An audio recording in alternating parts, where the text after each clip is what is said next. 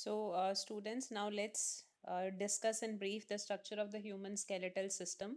So, as I was telling you कि जो सबसे पहले तो हमारा जो human skeletal system है उसको दो पार्ट में we have divided या two main systems में हमने divide किया है. The first one is called axial skeleton जो कि यहाँ पे blue color से उन्होंने represent किया है. So, इसमें axial skeleton में एक तो skull आ जाता है जो कि अभी हम discuss कर चुके थे.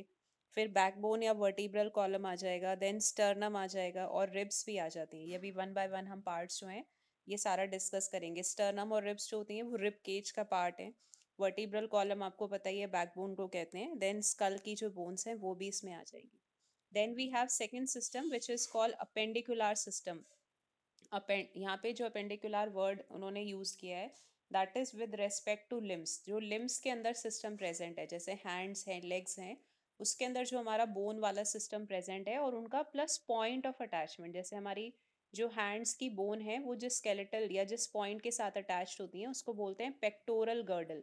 तो bones of the hand plus the pectoral girdle, similarly the bones of the legs and the pectoral girdle, ये सारा जो है वो हमारा अपेंडिकुलर स्केलेटन का पार्ट होता है.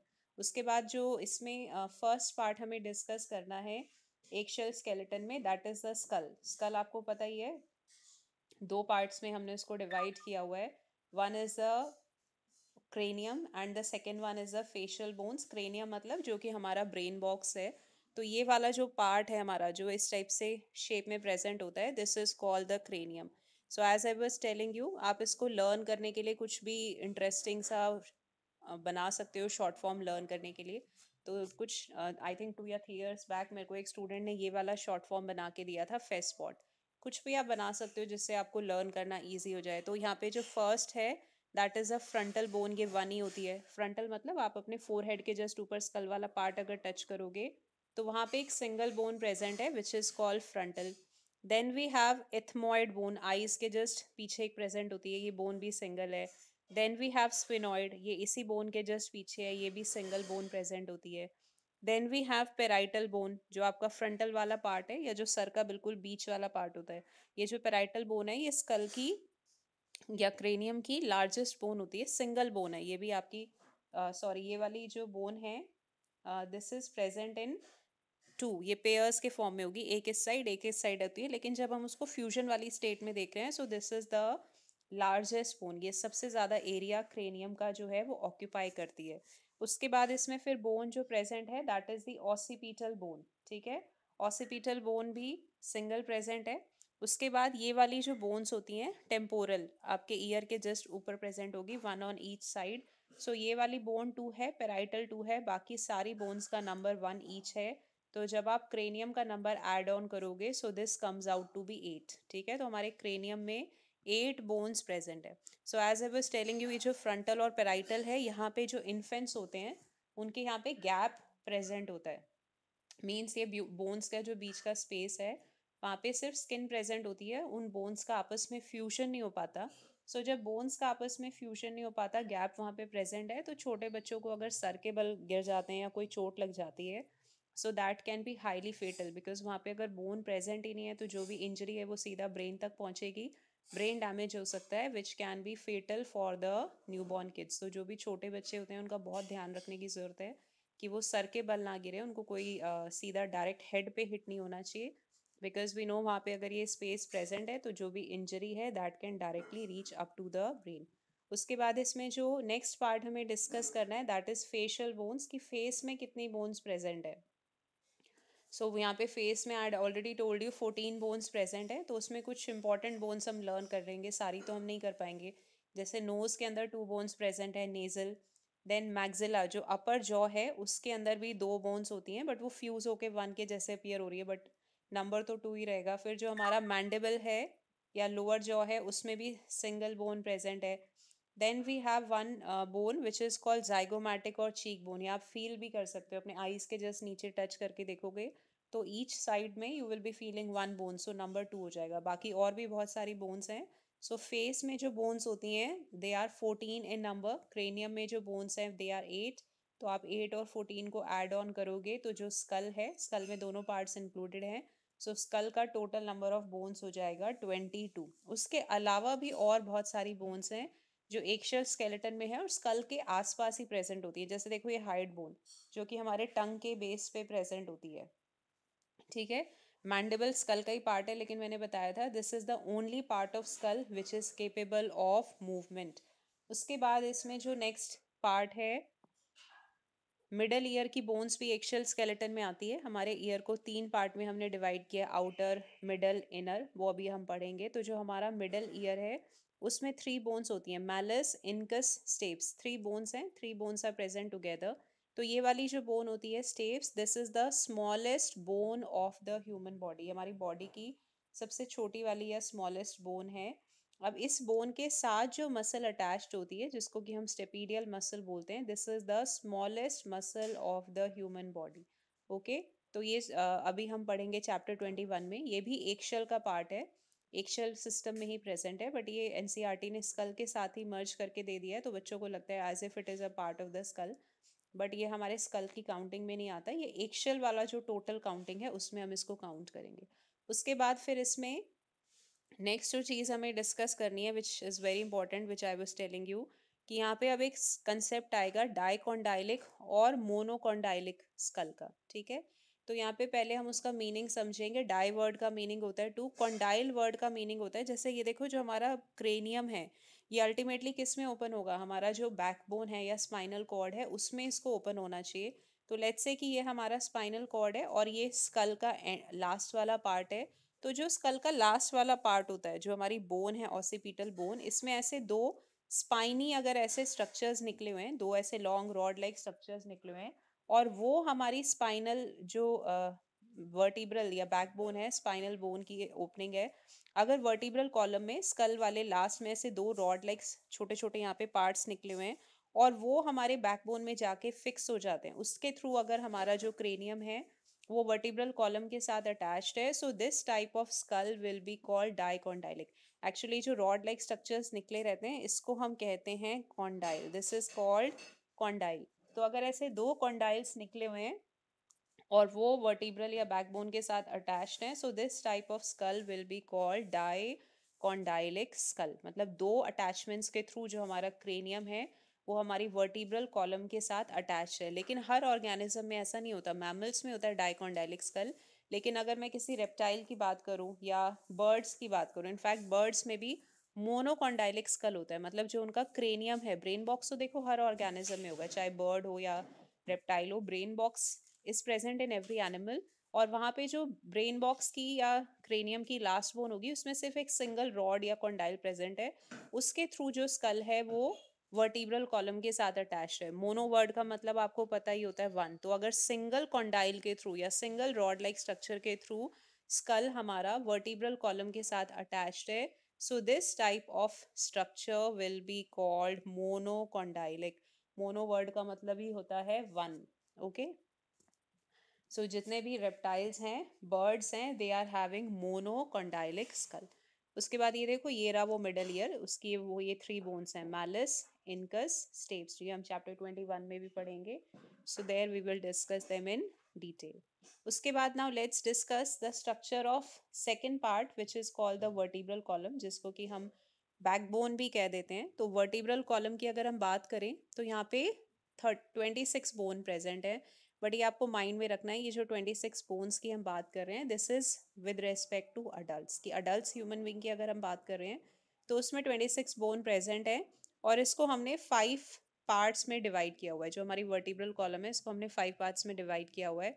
इसका जो फर्स्ट पार्ट है that is the cervical vertebrae, जो नेक रीजन में प्रेजेंट होता है उसको हम कहते हैं सर्विकल वर्टिब्रे।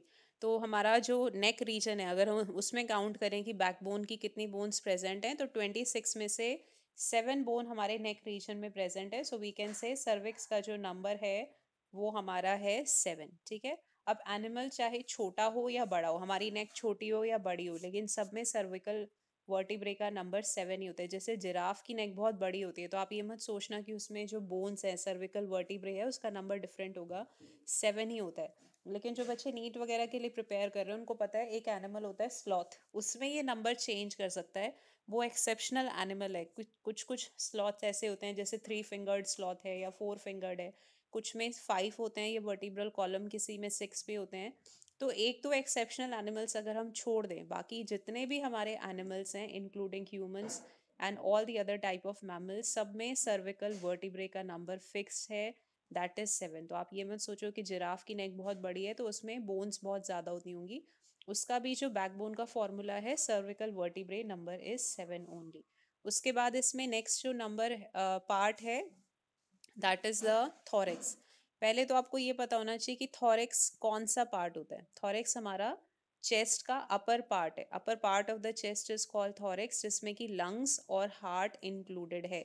तो ये जो थॉरेक्स वाला रीजन है, इसमें अगर हम काउंट कर रहे हैं कि कितनी बैकबोन्स का नंबर है, सो दैट इज 12। तो हमारा थोरैकिक वर्टिब्रे जो होगा या थॉरेक्स रीजन में जो बोन्स प्रेजेंट है उनका नंबर है 12। उसके बाद हमारा जो लोअर पोर्शन होता है जिसको हम एब्डोमेन भी कहते हैं, जहाँ पे हमारा स्मॉल इंटेस्टाइन, लार्ज इंटेस्टाइन, ये सारा पार्ट प्रेजेंट है, so that part is called lower abdomen. तो वहाँ पे जो हमारी वर्टिब्रे सिचुएटेड हैं या बोन सिचुएटेड हैं उसको हम कहते हैं लुम्बर वर्टिब्रे। ये जो लुम्बर वर्टिब्रे होते हैं ये हमारी बॉडी की सबसे लार्जेस्ट और स्ट्रॉन्गेस्ट बोन है, क्योंकि जो भी हमारी बॉडी का पूरी बॉडी का वेट है, ये वेट पूरा बॉडी का यही टॉलरेट करती हैं, यही एडजस्ट करती हैं।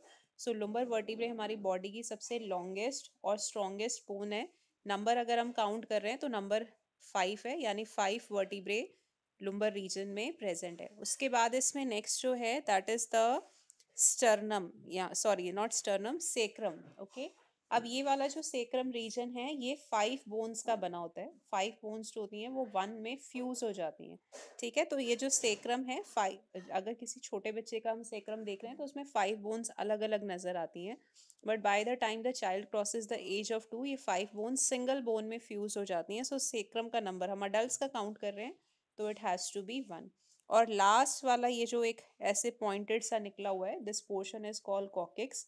तो अगर किसी छोटे बच्चे में देख रहे हैं तो कॉकिक्स में 4 बोन्स होती हैं, बट बाद में चल के ये चारों बोन्स एक ही बोन में फ्यूज हो जाती हैं। सो अडल्ट की अगर हम बात करेंगे, so coccyx will be having 1 bone. तो यहाँ पे हमें लिखना होता है वर्टिब्रल कॉलम फॉर्मूला, कि जो हमारा वर्टिब्रल कॉलम है हमें फॉर्मूला के फॉर्म में सारी बोन्स का नंबर, उनका नाम सिंबल के साथ लिखना होता है। तो देखो सबसे पहला हमारा पार्ट है सर्विकल वर्टिब्रे, तो इसका सी से हम सिंबल लेंगे और ब्रैकेट में नंबर लिखेंगे 7, जैसे हमने फ्लोरल फार्मूला लिखना सीखा था।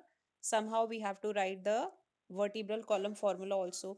फिर नेक्स्ट हमारा पार्ट है थोरैकिक्स, तो उससे हमने कैपिटल टी उसका सिंबल लिया और यहाँ पे हम उसका ब्रैकेट में कितनी बोन्स प्रेजेंट है थॉरिक्स में 12, so we will be writing 12। उसके बाद लुम्बर रीजन प्रेजेंट है तो लुम्बर से सिंबल आ जाएगा एल, और इसमें हमें पता ही है बोन्स हमारी 5 होती हैं, so we will be writing 5। उसके बाद है सेक्रम, तो हम लिखेंगे एस और ब्रैकेट में 1 लिखेंगे, क्योंकि 5 बोन्स पहले ही प्रेजेंट थी बट वो सारी फ्यूज होके 1 हो जाती हैं। उसके बाद कॉकिक्स, तो देखो कॉकिक्स भी सी से स्टार्ट हो रहा है, सर्विकल भी सी से स्टार्ट हो रहा है, तो कन्फ्यूजन हो जाएगी। तो यहाँ पे हम सिंबल में कैपिटल सी के साथ एक स्मॉल ओ लिखेंगे फॉर कॉकिक्स और ब्रैकेट में उसका नंबर लिख देंगे 1। तो आप इसको ऐड ऑन करो, 7 plus 12 plus 5 plus 1 plus 1, so the total number comes out to be 26। तो जो अडल्ट का हम फॉर्मूला अगर डिस्कस कर रहे हैं वर्टिब्रल कॉलम का, so that number will be 26। उसके बाद इसमें है what we have to discuss, कि अगर हम किसी इन्फेंट का देख रहे हैं वर्टिब्रल कॉलम फार्मूला तो वहाँ पे हमारा 26 नहीं आएगा, वहाँ पे हमारा 33 आएगा। आप खुद देख के लिख के देख भी सकते हो। सर्विक्स का नंबर तो 7 ही रहेगा, थॉरेक्स का नंबर 12 ही रहेगा, जो हमारा लुम्बर है वो 5 ही रहेगा। लेकिन अगर हम किसी छोटे बच्चे का लिख रहे हैं तो उसके सेक्रम में 5 बोन्स प्रेजेंट है, कॉकिक्स में 4 बोन प्रेजेंट है, तो आप सब इसका टोटल करोगे तो 33 आ जाएगा। तो कई बुक्स में आपको ये मेंशन होगा कि वर्टिब्रल कॉलम हैज़ 33 बोन्स। तो अगर वो 33 बोन्स की बात करें इसका मतलब they are talking about small kids. लेकिन अगर हम अडल्ट की बात करेंगे तो जो वर्टिब्रल कॉलम है it has to have 26 bones. Okay, उसके बाद फिर इसमें नेक्स्ट जो पोर्शन है वो इसमें शायद लेट मी जस्ट चेक कि दिया है कि नहीं दिया हुआ। यहाँ पे हम देखेंगे कि जो हमारा ये वाला पोर्शन होता है कि दो हमारी जो बैकबोन्स हैं, दो बैकबोन्स के बीच में एक कार्टिलेज की रिंग प्रेजेंट होती है, ठीक है, single cartilage ring is present between two bones. और अगर ये कार्टिलेज की रिंग अपनी प्लेस से डिस्प्लेस हो जाती है, then we have a problem which is called slip disc. आपने सुना भी होगा, आजकल ये हेल्थ प्रॉब्लम बहुत कॉमन होती है। एंड वी नो कि इसके सिम्टम्स क्या हैं, कि जो पेशेंट है उसको बैक में पेन होना बहुत ज़्यादा स्टार्ट होता है। अगर बैक में बहुत ज़्यादा पेन हो रहा है, ओके, और पेशेंट झुक नहीं पा रहा है, कोई भी बेंडिंग या इस टाइप की एक्टिविटी नहीं कर पा रहा है, थोड़े टाइम चल के बैक में पेन होना स्टार्ट हो जाता है, ये सारे स्लिप डिस्क की प्रॉब्लम होती है। सो एक्चुअली होता क्या है कि जो हमारी दो वर्टिब्रल कॉलम की बोन्स हैं, उन दो बोन्स के बीच में ऐसे कार्टिलेज की रिंग प्रेजेंट होती है। ये कार्टिलेजिनियस टाइप ऑफ जॉइंट है, जो कि हम कल भी डिस्कस करेंगे। तो ये कार्टिलेजिनियस जॉइंट प्रेजेंट होता है, लेकिन अगर दो बोन्स के बीच का जो कार्टिलेज रिंग है वो अपनी जगह से डिस्प्लेस हो जाए, आपने कोई हैवी वेट उठाया या कोई एक्सरसाइज की, या कई बार ओल्ड एज की वजह से भी अपने आप हो जाता है कि आपने कुछ नहीं किया लेकिन वो जो डिस्क है वो अपनी जगह से मूव हो गई है। So in that case what will happen कि जो बोन्स हैं वो अपनी जगह से थोड़ा सा डिस्प्लेस हो जाएंगे। Instead of a single line वो थोड़ा सा आगे पीछे हो जाते हैं। And once the bones are getting displaced, तो एक चीज़ बहुत इंपॉर्टेंट है कि जो हमारी ये बैकबोन है, इसमें जो 26 बोन है एक के ऊपर एक ऐसे प्लेस्ड होती हैं। बैकबोन अंदर से हॉलो होती है, मतलब जो बोन्स के बीच का स्पेस है, कैविटी है, वहाँ पे इट्स एन एम्प्टी स्पेस। और वहाँ पे जितनी भी हमारी स्पाइनल नर्व्स हैं, ब्रेन से जो नर्व्स निकलती हैं, वो सारी बैकबोन के जो बोन्स के बीच का स्पेस है उसी में पूरा ऊपर से लेके नीचे तक प्रेजेंट है। तो अगर कोई भी दो बोन्स अपनी जगह से ऐसे डिस्प्लेस हो गई, तो जो बीच की स्पाइनल नर्व्स थी, वो बोन्स जब अपनी जगह से हिलेंगी तो नर्व्स उनके बीच में क्रश हो जाएगी, उसके बीच में पूरा टाइटली प्रेस हो जाएगी। एंड वंस नर्व्स इनके बीच में ऐसे प्रेस हो गई, तो ऑब्वियसली जब नर्व्स ऐसे प्रेस होंगी तो आपको पेन होना स्टार्ट हो जाएगा।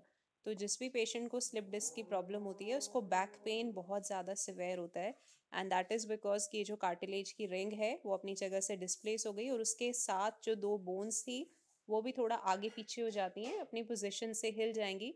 And once they are getting displaced, so the spinal nerves will be crushed. Spinal nerves जो होंगी उनके बीच में प्रेस होना स्टार्ट हो जाएंगी, कंपैक्टली प्रेस्ड हो जाएंगी। So that will lead to lot of pain, उससे पेन बहुत ज़्यादा होता है। Then we have next part which is called the rib cage. ये डायग्राम आपकी बुक में बना हुआ है। रिब केज आपको पता ही है, जो हमारा थॉरेक्स है, चेस्ट का अपर पार्ट है, उसमें प्रेजेंट होता है rib cage. And this is very very important, क्योंकि हमारी बॉडी के जो इतने भी इम्पॉर्टेंट ऑर्गन्स हैं, जैसे हार्ट है, आपको पता है रिब केज के अंदर हार्ट प्रेजेंट होता है। जो हमारा लंग्स है वो भी इसी के अंदर प्रेजेंट होता है। तो rib cage is providing protection to the important organs. Heart है, लिवर के भी कुछ पार्ट्स इसमें आ जाता है, देन लंग्स हैं। तो इन सब ऑर्गन्स को प्रोटेक्शन प्रोवाइड करता है rib cage. So it is present in the upper part of the chest which is called the thorax. तो यहाँ पे देखो, इसमें फ्रंट में ये एक ऐसी बोन प्रेजेंट है, टी शेप बोन बड़ी सी प्रेजेंट है, जिसको कि हम कह रहे हैं स्टर्नम। तो अगर हम अपना रिब केज का फ्रंट साइड देखें, ओके, तो जो हमारा रिब केज है फ्रंट साइड है, वेंट्रल साइड, आपको पता है जो ह्यूमन बॉडी की फ्रंट साइड होती है उसको वेंट्रल साइड कहते हैं। सो वी कैन से कि वेंट्रल साइड में स्टर्नम प्रेजेंट है।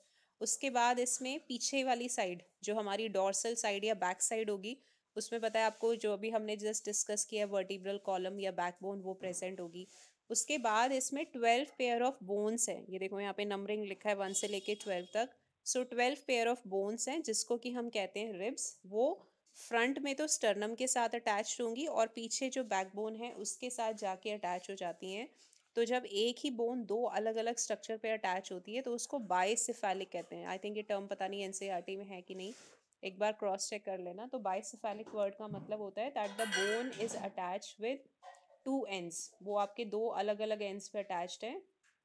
तो एक साइड पे वो आपका स्टर्नम के साथ अटैच्ड होगी, और एक साइड पे वो बैक साइड जो है उसकी, उस पे वो वर्टिब्रल कॉलम के साथ अटैच्ड है। तो आउट ऑफ दीज 12 पेयर्स, जो फर्स्ट 7 पेयर ऑफ बोन्स हैं उसको हम कहते हैं ट्रू रिब्स।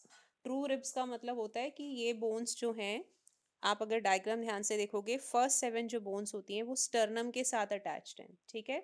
तो जो फर्स्ट 7 पेयर्स स्टर्नम के साथ अटैच्ड होती हैं, इसको हम कहते हैं true ribs. Means they are directly attached to the sternum. ये वाली बोन्स जो हैं ये स्टर्नम के साथ अटैच्ड हैं। तो 12 पेयर्स में से फर्स्ट 7 पेयर वाली बोन्स स्टर्नम के साथ अटैच्ड होती हैं, ठीक है।